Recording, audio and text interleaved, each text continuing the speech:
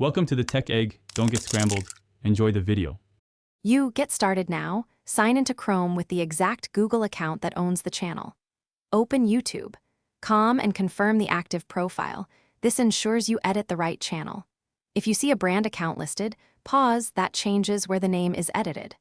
Once you confirm the account, open YouTube Studio from the left menu. This is where channel identity is controlled.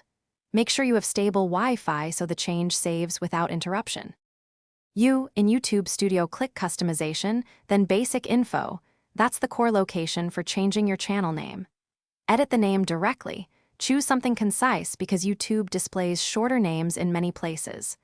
Once you type the new name, preview how it looks on desktop and mobile to avoid trimming or awkward breaks. Finally, click Publish. YouTube will process the change and update visible locations. Make sure you don't navigate away while the request is uploading. After publishing, check your channel page, comments, and video headers to confirm the new name propagated.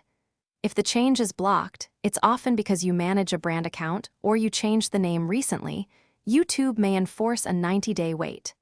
If viewers still see the old name, sign out and back in or clear Chrome cache and reload. That fixes local caching issues.